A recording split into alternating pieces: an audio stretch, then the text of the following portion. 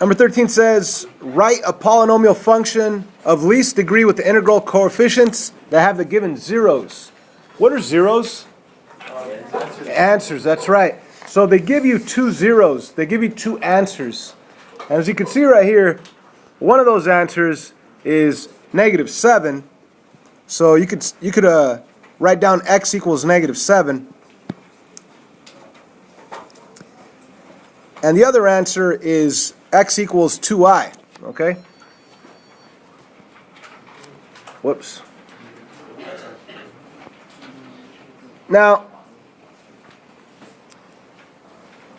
since you have those two answers, let's see where they came from, okay? Now, remember, when you have a polynomial function, you want to factor it so you could be able to split it, so you could be able to set them each equal to 0 and then solve.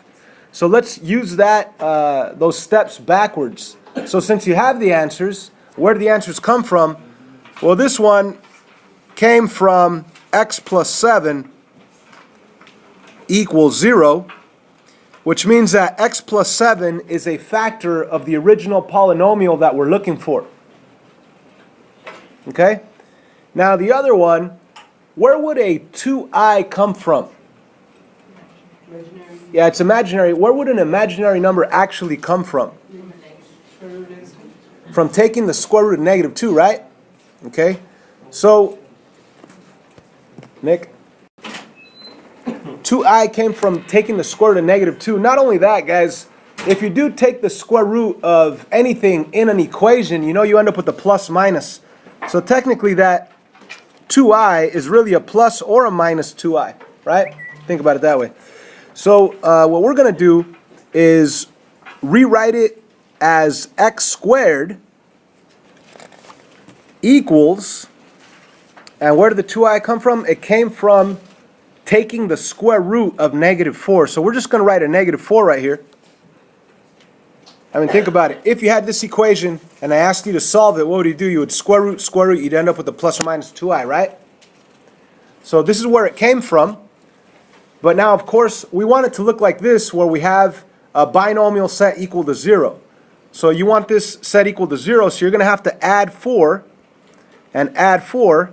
So the binomial will be x squared plus 4 equals 0. So, just to sum it up, where did the answer x equals -7 come from? It came from this simple equation, x plus 7 equals 0.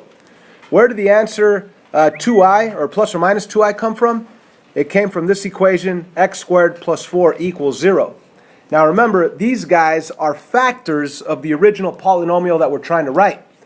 So what we need to do now is actually multiply them together.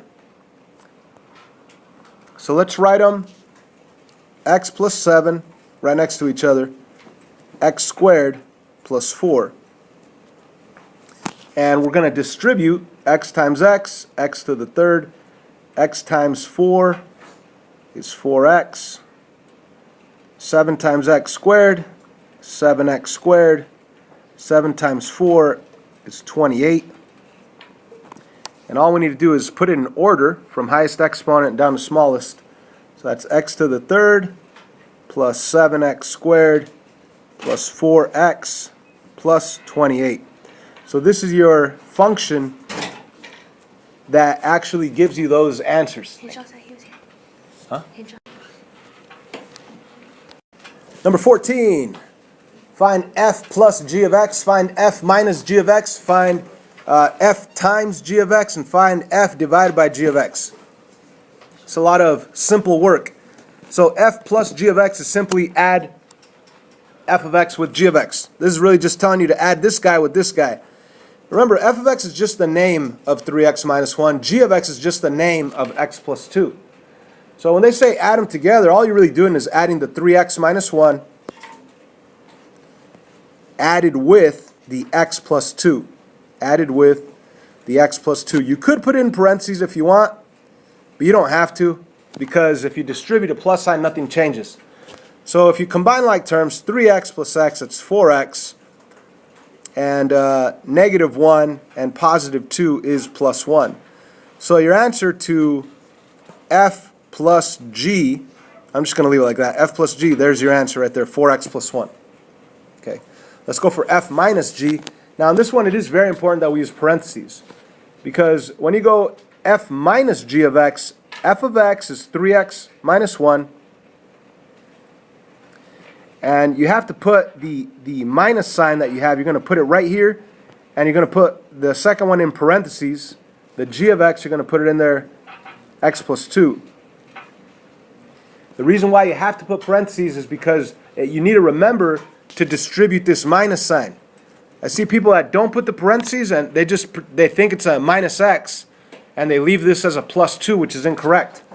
So you need to put them in parentheses, distribute, you'll get 3x minus 1, then you have the minus x and the minus 2. And of course, combine like terms, you have your 3x take away x, that's 2x. Combine like terms, negative 1 minus 2, that's negative 3. So there's your answer to f minus g of x. I'm just going to leave it as f minus g. There's your answer. Okay. We also need f times g of x. That's pretty easy. All we're going to do is multiply f times g of x. So that's going to be 3x minus 1 times x plus 2. And if you distribute correctly, you'll get 3x squared plus 6x minus 1x. That'll be a plus 5x. Sorry, I'm doing the work in my head. And then the last one, negative 1 times 2 is negative 2. I combined like terms without showing my work there. But that's your answer when you distribute correctly. For the final one, f divided by g of x, it's as simple as writing the f of x on top, 3x minus 1, over the x plus 2 on the bottom, and that's it. But what?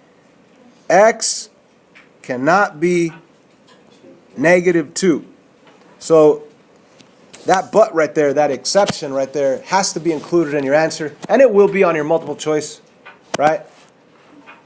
So make sure that this doesn't end up undefined. Now, what do I mean by undefined? You can't have 0 in the denominator. So you got to think, what number will make this 0? A negative 2 will mess it up. So you got to say x cannot be negative 2. Number 15, a little more fun. You have f of g of x, and g of f of x. They want us to find both. That's where you're substituting certain values, or where you're substituting the g of x function into the f of x function, right? So let's start by doing the correct notation. And I want to use color here so you could see it easier. So I want to take my g of x function, I'm going to do it in blue, and I'm plugging it inside my f of x function in black. So the f of x function is 5x. So check this out. I want to write 5x, but instead of x, I want to put parentheses. Now inside those parentheses, I want to plug in my g of x function, which is x minus 6. So there is f of g of x right there. But of course, you need to simplify. And if you simplify, you're going to end up with your final answer, 5x minus 30. So there's your answer to f of g of x. There it is. Now let's do g of f of x. So let's do the correct notation. We're going to do g in blue, and f of x is going to be in black on the inside of it. Okay? So g of x is x minus 6. I want to write that in blue, but instead of x minus 6, I want to go parentheses minus 6. Now what am I going to plug inside those parentheses? The f of x function, which is what? 5x. That's right, 5x. Okay? And do the math that you could do here. There's nothing to multiply.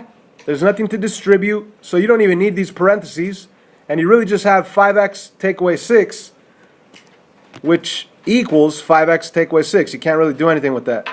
So there's your answer to g of f of x. You got it? Easy peasy. Moving on. Number 16. Find the inverse. Finding the inverse of a function, you switch x and y and then solve for y.